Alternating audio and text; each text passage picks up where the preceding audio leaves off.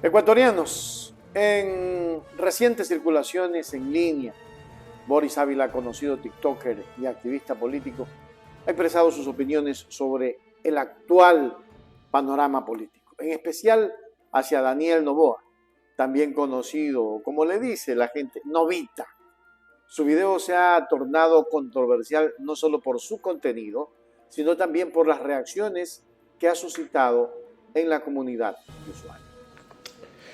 Hoy me uno a las voces que dicen, y con mucha razón, de que déjenlo trabajar a Novita, dejen que cumpla su plan de gobierno, dejen que efectúe absolutamente todos los postulados que él y su brillante vicepresidenta dijeron. La verdad es que no engañaron a nadie. Si algo no se les puede reclamar a ellos es de que hayan vendido una idea populista para luego hacer lo que hizo el enfermo de mente chulquero miserable de Lazo. Te dijeron que iban a subir 5 años la jubilación. Cuando pase esto, yo no creo que nadie debe reclamar. El 52% de los ecuatorianos decidieron eso. Cuando privaticen la educación, cuando se destruya la educación pública, el 52% de los ecuatorianos decidieron eso. Entonces no hay motivo de reclamo. Yo creo que cuando la mayoría en democracia toma una opción y toma una decisión, esta tiene que ser respetada. Si es que el partido contrario hubiera ganado, yo creo que se estaría solicitando lo mismo. Entonces la asamblea y la comunidad social tienen que estar calladitos y de acuerdo con lo que solicitó, con lo que ofreció el pequeño Novita, con lo que ofreció su brillante vicepresidenta, con lo que dijeron, y no creo que solo dijeron, advirtieron que no se le va a seguir absolutamente nada a todas las traperías que hizo Lazo. Eso dijo Novita, que él no le va a seguir absolutamente nada, que no es problema de él, todo lo que este gobierno destrozó el país. También la vicepresidenta dijo que las madres que estén embarazadas, que las mujeres que están embarazadas a punto de convertirse en madres no tienen por qué ganar igual que los hombres. Entonces, cuando esto suceda, no tienen que haber voces de protesta, porque esto es lo que el Ecuador, que esto es lo que los cojudos eligieron. Pero los cojudos fueron mayoría, como yo lo advertí. Yo tengo 3 videos en los que pueden ustedes ver que yo advertí, yo sabía, esto era obvio para mí, para mis cálculos, para mi forma de ver la política, era obvio que Novita y su esbirrita iban a quedar en la presidencia de la República. Ya vemos ahí todas las ofertas de campaña que se dieron, ¿ya? Que se iba a unificar solo una unidad policial, ya no iba a haber inteligencia en las 3 ramas. Pues bueno, dejemos que esto suceda. No tenemos por qué reclamar. Cuando traigan las barcazas para llevar a los presos, si es que eso se da, más bien habría que exigirle esto que este presidente de cartón ofreció. Entonces mi posición es la de sentarme y observar y ver que se cumplan todas estas privatizaciones. Cuando se privatice la salud, cuando desaparezca el IES y cuando nadie tenga salud pública, sino toda la salud tiene que ser privada, yo no veo por qué tienen que reclamar. Lo que sí veo interesante es que los 15 puntos de esta CONAIE, los 15 puntos en los cuales yo creo que ISA se enterró para siempre políticamente, que ahora viene a salir con los 15 puntos, ¿por qué? Si la mayor fuerza, una de las grandes fuerzas para que gane Baby Quaker fue la Sierra Central del Ecuador, o sea, Ambato, Cotopaxi, todo ese sector indígena con campesinado de altísima votación para Novita fueron los que pusieron este presidente de cartón que vamos a tener ahora. Mal podrían hacer en venir acá a reclamar y a hacer relajo, porque esta vez no les vamos a apoyar, esta vez vamos a apoyar a la policía para que lo saquen de aquí, porque ahora sí vamos a defender los semáforos, ahora sí vamos a defender la propiedad privada, ahora ya no tenemos por qué defender ideologías si ellos mismos fueron los que con su voto empeñaron lo que se había andado en este país los 10 años de la Revolución Ciudadana. Que no vengan aquí las voces a quejarse ni que vengamos a hacer una oposición política, porque así como nosotros pediríamos que se deje, que se respete y que se deje trabajar con los postulados que fueron presentados por la Revolución Ciudadana en campaña, yo creo que debemos hacer lo mismo. Lo único que sí te digo a ti, mi estimado Florindo, ahora sí santíguate. Santíguate porque si antes no tenías nada, ahora sí, tu meta va a ser el Darién. Y lleva la camarita que tienes, ¿no? Porque vas a tener que tomar muchas fotos. Qué pena tener que referirnos a lo que sabemos que va a pasar. Qué pena referirnos con tristeza a ver que todo lo han dado, todas las luchas sociales, todos los logros que se han acumulado durante los años, que los logros hechos por la izquierda, los logros luchados por la izquierda, ahora se vayan al garete. Pero en este año, 8 meses, el Ecuador va a tener que pasar por una elección muy dura. Y no vamos a poder reclamar, porque si algo hay que reconocer, y hay que reconocer siempre como personas de bien, y hay que ser altivos en la derrota, hay que reconocer que Baby Quaker dijo claramente, técnicamente y con un programa escrito, cómo va a destrozar el país. Así que santíguate, Florindo. Ávila, a través de su plataforma en TikTok, orienta a sus seguidores sobre los planes de trabajo que posee Daniel Noboa y su compañero de fórmula. En este contexto, Boris destaca la postura de Noboa, quien asegura no tomar acciones en contra del expresidente Guillermo Lasso, a pesar de las atrocidades, entre comillas, que según Ávila, Lasso cometió durante su mandato. Las opiniones de Boris no han pasado desapercibidas, generando respuestas como que destroce todo lo que queda, luego no te quejes, Florinda, haciendo alusión a posibles consecuencias negativas de la gestión de Noboa. Que las madres que estén embarazadas, que las mujeres que están embarazadas a punto de convertirse en madres no tienen por qué ganar igual que los hombres. Entonces, cuando esto suceda, no tienen que haber voces de protesta porque esto es lo que el Ecuador, que esto es lo que los cojudos eligieron. Pero los cojudos fueron mayoría, como yo lo advertí. Yo tengo 3 videos en los que pueden ustedes ver que yo advertí, yo sabía, esto era obvio para mí, para mis cálculos, para mi forma de ver la política, era obvio que Novita y su esbirrita iban a quedar en la presidencia de la República.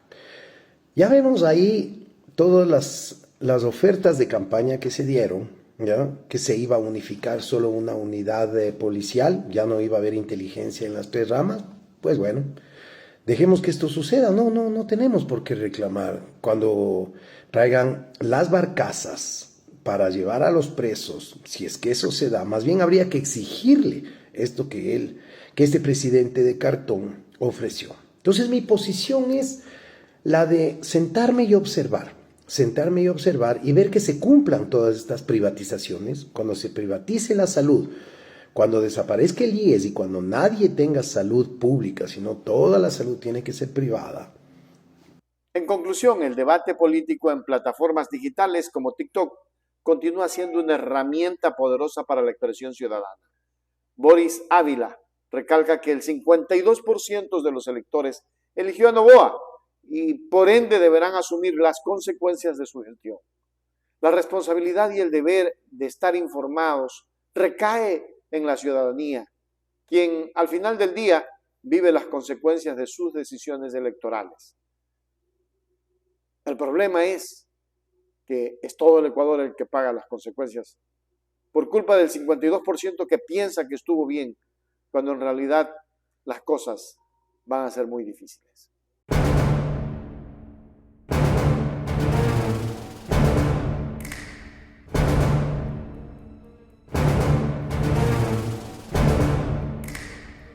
Un abrazo a todos nuestros amigos queridos webvidentes. En el mundo actual de la comunicación instantánea nos encontramos constantemente bombardeados por noticias y titulares. Pero ¿hasta qué punto podemos confiar en lo que vemos y escuchamos? Hoy nos sumergimos, y en este video, en el intrigante mundo de los medios de comunicación y su influencia en la percepción pública. Estamos analizando cómo ciertos temas son destacados mientras que otros son silenciados y las implicaciones que esto tiene para nuestra sociedad. Amigo, pido perdón, yo nunca te fallé, me traicionaron las ganas de volverla a ver. La historia que se ha ventilado del correísmo está mejor que Marimar. Pero hay algo que sí es importante, y es la incoherencia o doble moral que podemos tener en Ecuador cuando pasa algo con un grupo que nos cae mal. Y no así como cuando pasa lo mismo con alguien que apoyamos. Porque resulta y acontece, mis queridos amigos, que hace unos meses la ex esposa de Novita salió denunciándolo por maltratos psicológicos, demandas que le había puesto, inclusive una por $20 millones, infidelidades y demás cosas. Pero como en este caso pues no era parte del correísmo Novita, pues nadie dijo nada. Los medios de comunicación no hicieron eco de esto y la derecha pues obviamente ni lo mencionó. Pero ahora que esto pasa en el correísmo pues es tendencia nacional, todo el mundo está hablando de esto y los medios de comunicación han hecho eco de esto. Que como lo dije en algún momento son temas personales y la política no debería ser el ataque personal, sino básicamente la discusión y debate de argumentos. Y en su momento cuando salió lo de Novita, yo lo dije, no voy a hablar de temas personales porque esos son cosas de cada quien y la política, repito, es el debate de argumentos y la confrontación de ideas, no el ataque personal. Pero ese es el punto de este video, qué tan manipulables, qué tan polarizados podemos estar.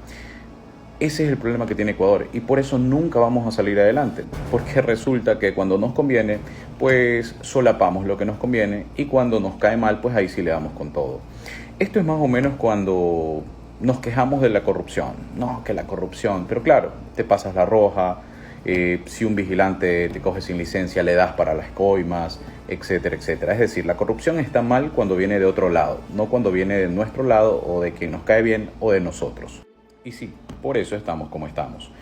El día que comencemos a actuar de forma coherente, que critiquemos indistintamente de dónde venga el tema, de forma objetiva, es decir, que si nos cae bien o nos cae mal, indistintamente de eso, critiquemos de forma objetiva el actuar, si está mal o está bien, ese día como sociedad evolucionaremos y ese día tal vez tengamos mejores políticos también, porque es fácil quejarse de nuestros políticos cuando nosotros mismos nos prestamos para eso. Así que bueno, mis queridos amigos y amigas, el país que tenemos también es parte de nosotros, porque nosotros fomentamos este tipo de cosas. No somos objetivos, no somos imparciales. Pero en todo caso, estos temas personales deben quedar fuera de la discusión política, porque son temas personales y elevar el nivel. Como en algún momento lo dijo Jan Topic, tú y yo elevamos el nivel de esta discusión. Sonó bonito, pero sería así. La política es el debate de argumentos, la confrontación de ideas, no el ataque personal. En todo caso, la novela está buena. La seguiremos viendo como lo que es, una novela, no como un tema político.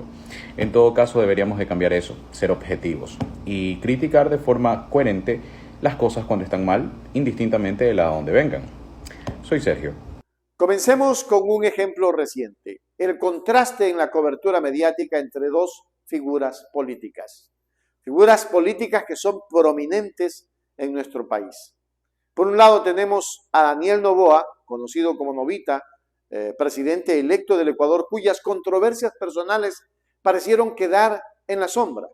Por otro lado, Jorge Glass, cuyas acusaciones fueron ampliamente difundidas, generando un escándalo nacional.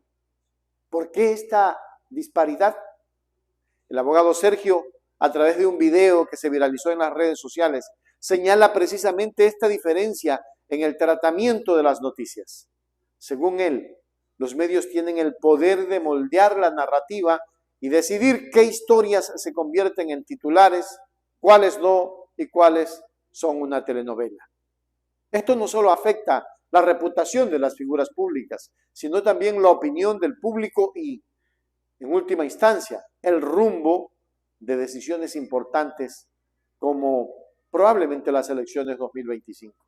Sin embargo, esta selectividad mediática no es exclusiva del Ecuador. Alrededor del mundo hemos visto cómo ciertas historias son magnificadas mientras que otras son minimizadas o incluso ignoradas. Esto plantea preguntas cruciales. ¿Estamos realmente informados o estamos siendo influenciados por una narrativa construida de gente muy perversa?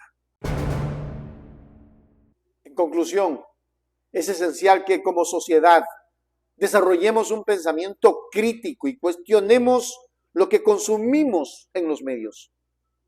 La imparcialidad y la ética periodística deben ser pilares en la entrega de noticias. Le instamos a ser consumidores activos y cuestionadores de información y a buscar siempre diversas fuentes para formar una opinión informada. De verdad, qué difícil que es lo que pasa en el Ecuador. La información es poder, solo si es verdadera y justa. Esperemos en otro video hablar un poco más de esta situación.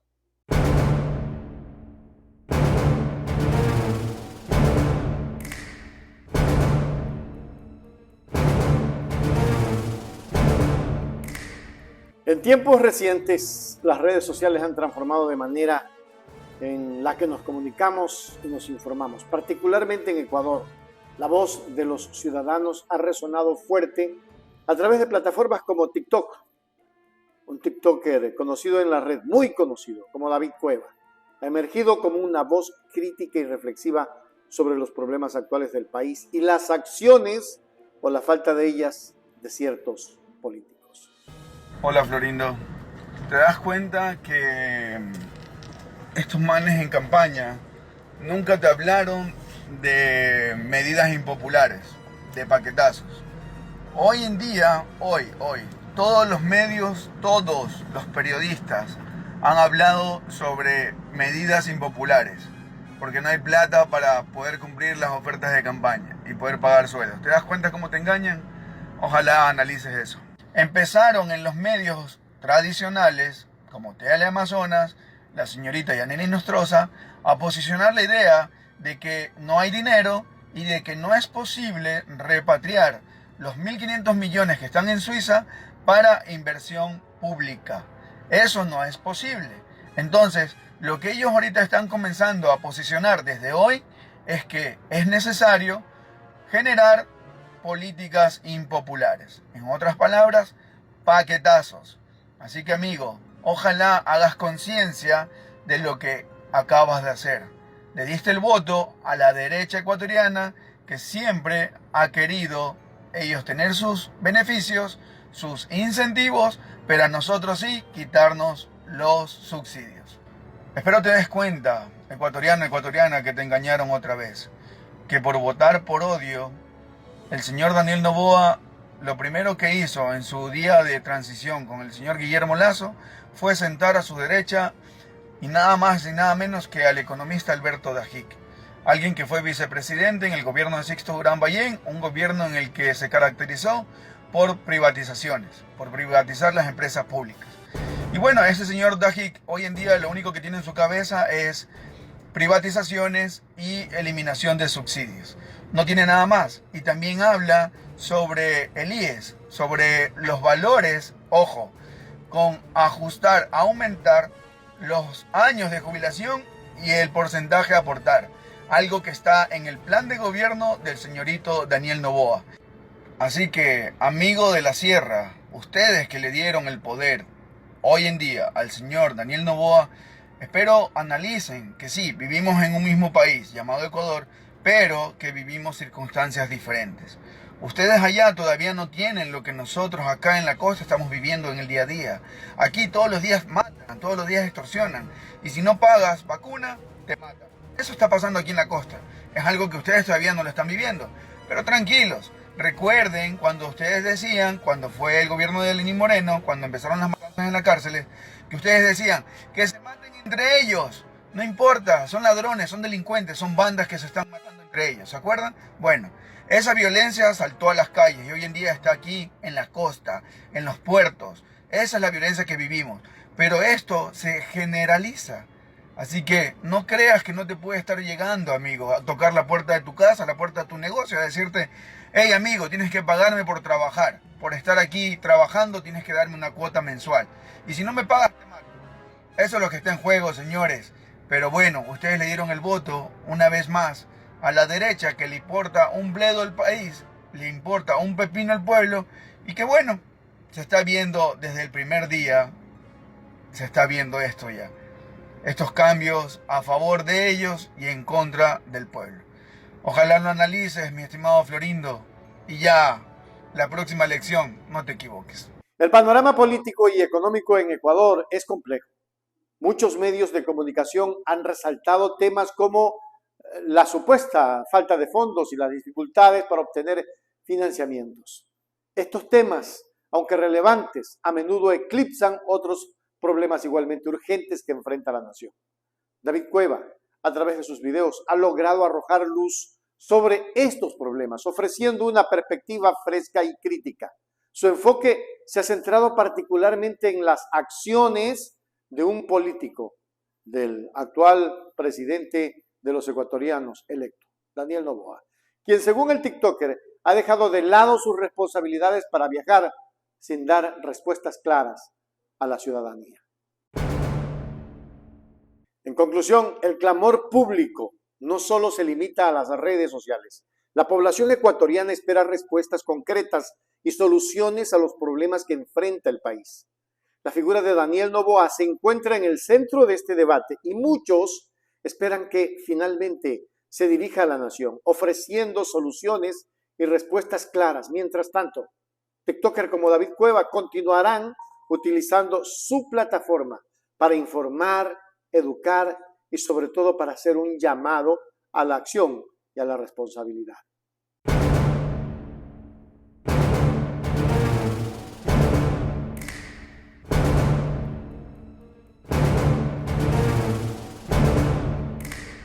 Las palabras y acciones de aquellos que rodean a un líder a menudo reflejan las políticas y prioridades del propio gobierno.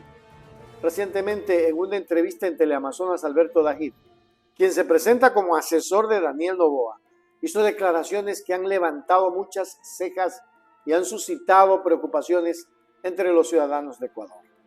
¿Usted va a ser asesor directo del presidente de la República o del gobierno en su conjunto? De Daniel Noboa, no voy a ser miembro técnicamente del gobierno, soy un consultor, un asesor. Él ha querido que una persona de experiencia, él le pueda preguntar y le repito, me tocó estar sentado a la mano derecha, dice, ahí está la derecha. No, eso es el protocolo.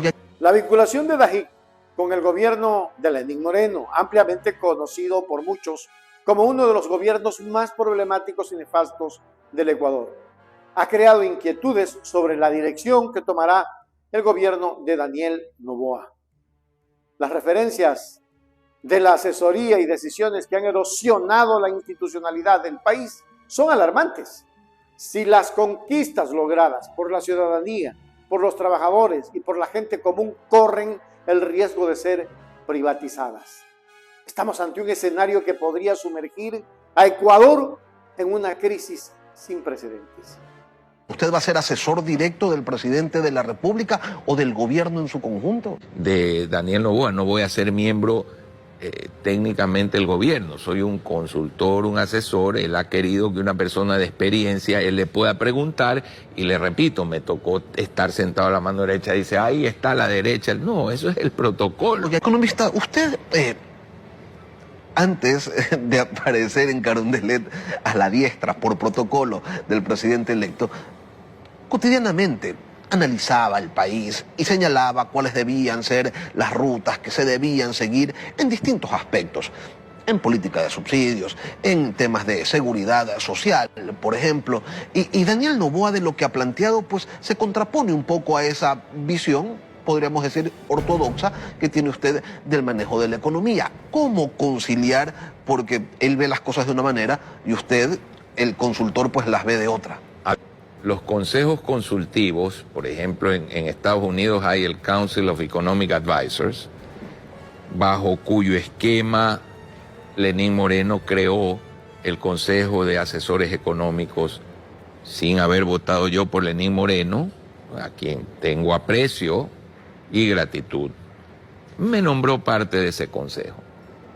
Él preguntaba al consejo algo y nosotros dábamos una opinión. Eso no quiere decir que va a coincidir con la del presidente. Ustedes están para proponer, no para que les hagan caso. No, estamos no para proponer. Mire, qué interesante. Estamos para opinar. Se nos pide una opinión y tenga el presidente de la República elementos adicionales a los que le puede presentar su equipo y su gabinete, una visión externa al gobierno que lo enriquece. Y así funciona. Y es que Ecuador es un país de gente fuerte y resiliente que ha superado desafíos inmensos en el pasado. pero el camino que se avecina parece estar plagado de obstáculos. Si la gestión de Noboa se alinea con las políticas y decisiones de gobiernos anteriores que no han sido beneficiosos para el país, los ecuatorianos debemos estar preparados para hacerle frente y defender sus derechos. La esperanza es que al final de estos 17 meses el país pueda despedir a las políticas de derecha con una celebración, con la esperanza de un futuro más brillante y justo para todos. Eso queremos todos los ecuatorianos. Esperamos que se cumpla.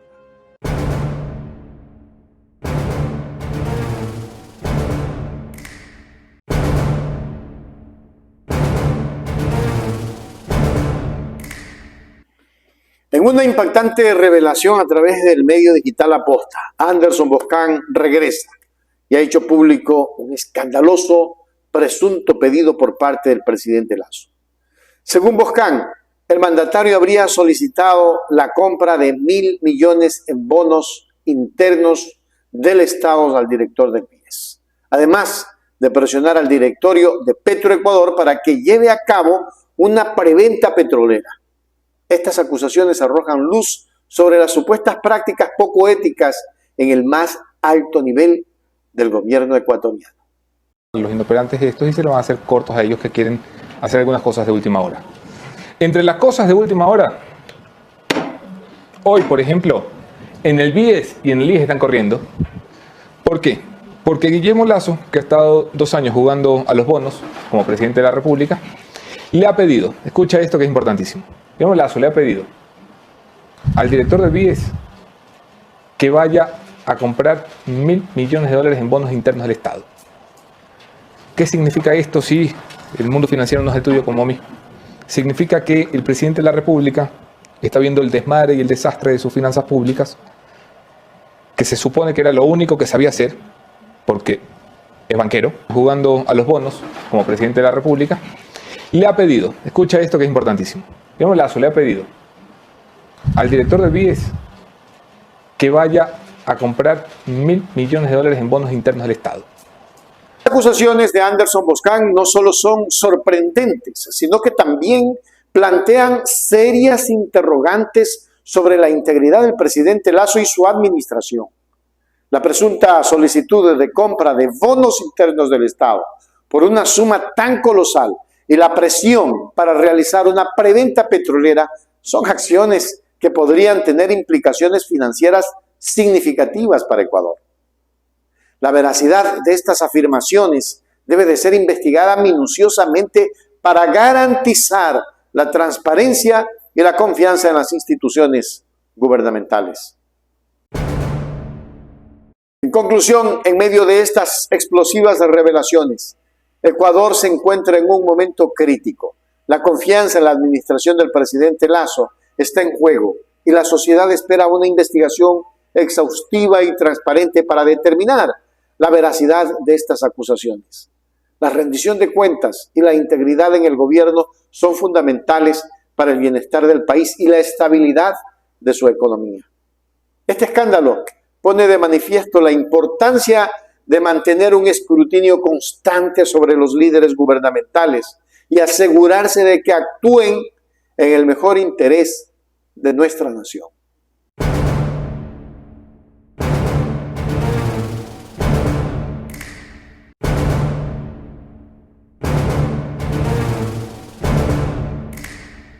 Y es que el ministro de Energía reconoce errores en el sector eléctrico.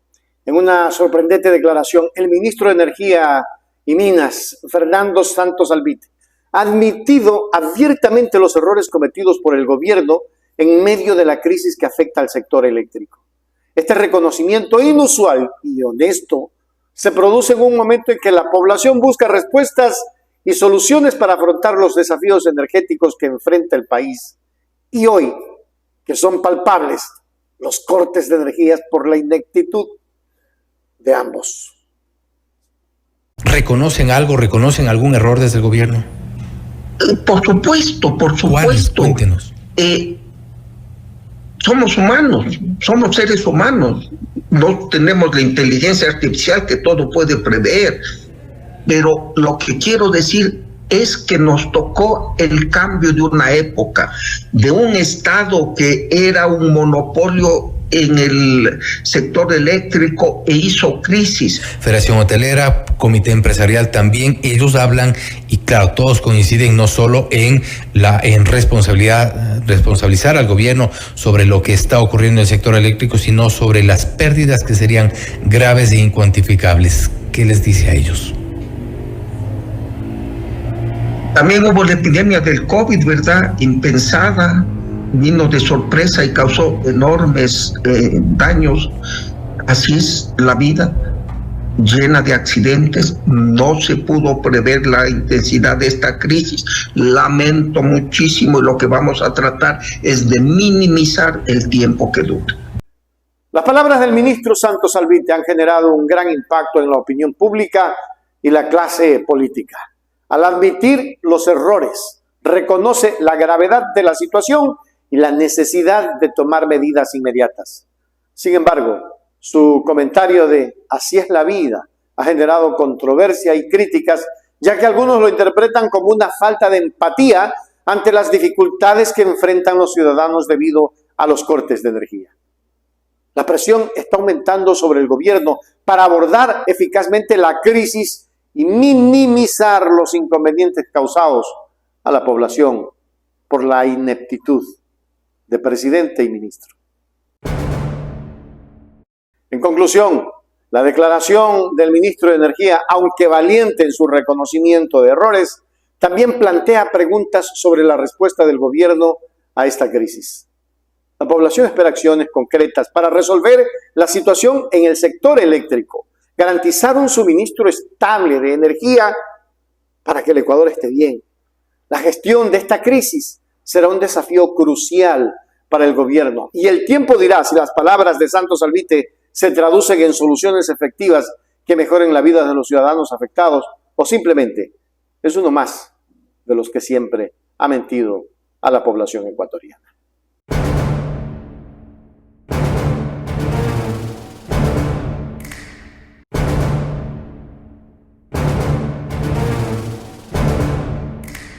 Y mucho ojo, María Paula Romo advierte sobre limitaciones económicas para el gobierno de Daniel Noboa.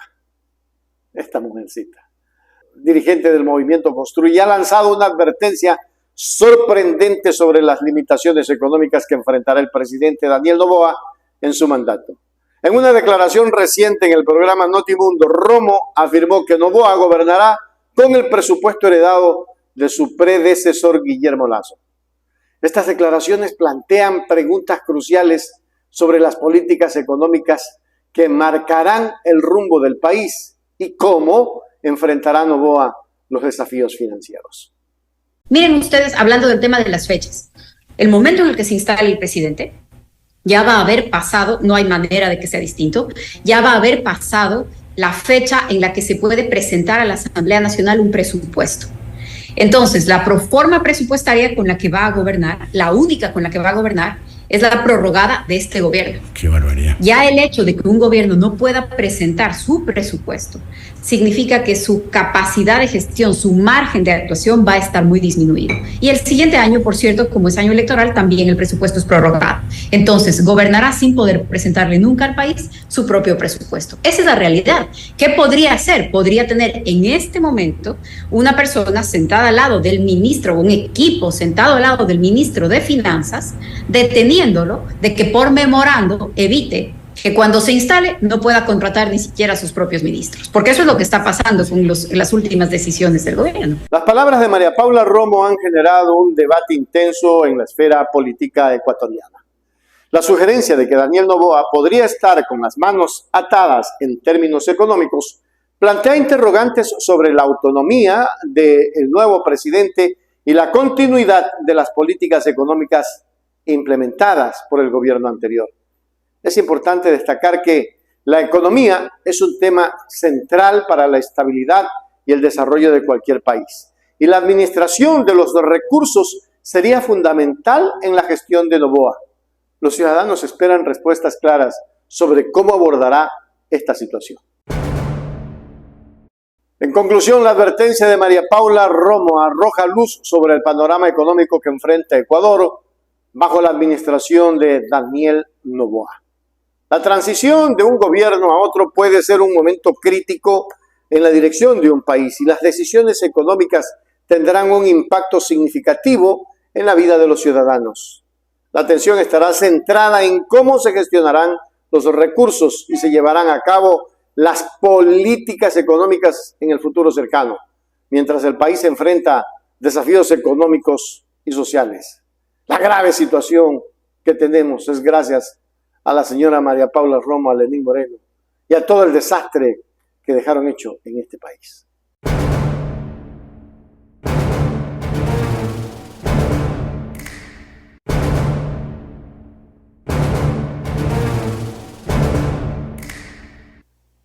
Y Ecuador, el jefe del Departamento de Energía Eléctrica de la Empresa Pública Nacional de Electricidad, EPN, Hugo Arcos, ha hecho una declaración sorprendente en una reciente entrevista en vivo con Teleamazonas. Arcos afirmó que la emergencia eléctrica debió ser declarada hace más de un año. Esta revelación plantea importantes interrogantes sobre la gestión de la energía eléctrica en el país y arroja luz sobre posibles problemas subyacentes en el sistema.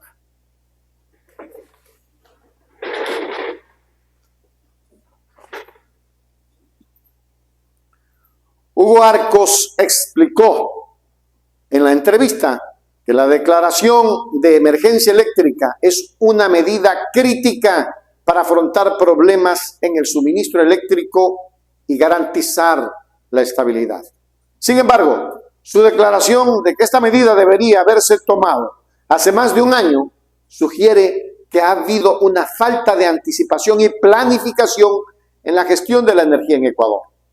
Esto plantea cuestionamientos sobre por qué se esperó tanto tiempo para reconocer y abordar la crisis eléctrica en el país. Obviamente que la emergencia debió haber sido declarada hace más de un año. O sea, este tema debió haber sido tratado con ese nivel hace más de un año para poder tener condiciones emergentes que permitan el ingreso de generación cuyos tiempos de incorporación en el sistema son de más de un año. O sea, no se puede pensar en que se va a poder instalar generación térmica en cuestión de meses. Eso no es factible. Estamos apostando a que la generación térmica sea la que de alguna manera supla siempre cuando hay una baja en la producción hídrica. No exclusivamente. Además, Arcos señaló que la declaración tardía de la emergencia eléctrica tiene un impacto negativo en la capacidad del país para tomar medidas preventivas y resolver los problemas del suministro eléctrico de manera eficaz. Esta revelación plantea preocupaciones sobre la transparencia y la eficacia de la gestión energética en Ecuador, así como sobre posibles repercusiones para la economía y la calidad de vida de los ciudadanos. En conclusión, la declaración de Hugo Arcos, jefe del Departamento de Energía Eléctrica de EPN, es un llamado de atención importante sobre la gestión de la energía en Ecuador. La afirmación de que la emergencia eléctrica debió haberse declarado hace más de un año destaca la necesidad de una planificación más sólida y una respuesta más rápida a los problemas en el suministro eléctrico del país. Esta declaración debería ser un punto de partida para una revisión exhaustiva de las políticas y prácticas energéticas en el Ecuador, con el objetivo de garantizar un suministro eléctrico confiable y estable en el futuro. Aquí tienen que pagar los responsables. Y los responsables son el ministro Santos Alvite y el presidente Guillermo Lasso. Ya basta, Ecuador.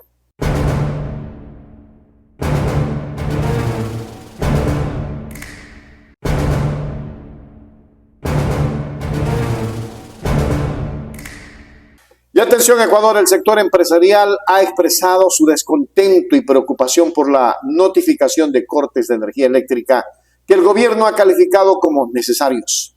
Estos cortes se han considerado improvisados e irresponsables por parte de los líderes empresariales, quienes argumentan que la falta de información adecuada y oportuna ha impedido que el sector industrial tome medidas anticipadas para mitigar los posibles impactos negativos en sus operaciones. Ventaja, porque imagínense, el 2023 ha sido un año en el que hemos tenido que luchar contra la inseguridad, hemos tenido que invertir tanto en temas adicionales en vez de invertirlos en mejora productiva, en mejora de capacidades, y ahora nos vemos enfocados a tener estos problemas de los apagones, ¿no? Es decir, algunas empresas tendrán la posibilidad de gastar más recursos, pero aunque sea sostener a través de plantas eléctricas, pero los pequeños comercios y los otros tipos de negocios que no tengan esta facultad simplemente no podrán ejercer sus actividades de forma habitual. Entonces yo creo que primero ha sido una improvisación absoluta esta notificación que se hizo el día de ayer, me parece una irresponsabilidad. Si ya veían que esto iba a suceder, aunque sea que se haga un plan estratégico para tratar de no afectar al sector productivo, ¿no? ¿Se estima? El sector productivo, no podemos terminar el año de esta manera, un año que ya de por sí ha sido complicado con una elección presidencial de promedio donde ya ha habido incertidumbre económica en ese aspecto y ahora vernos afrontados de esto, ¿no? Y además no vemos una solución, es decir, no sabemos cuánto va a durar, no sé si ustedes lo saben, pero no tenemos tampoco un límite de tiempo de cuánto va a durar esto, cuál va a ser la planificación. Yo creo que debemos reunirnos urgente con las autoridades eléctricas. Me parece las declaraciones del ministro de Energía totalmente desacertadas, creo yo. Obviamente puede ser que esto tenga un tema de afectación de la naturaleza, pero para eso están las autoridades, para eso están justamente para prever este tipo de situaciones y tratar de buscar soluciones para... Solo sabemos que va a ser millonario, porque no tenemos información, y creo que ese es el segundo problema, o igual de importante que el primero. El primero es el tema del estiaje.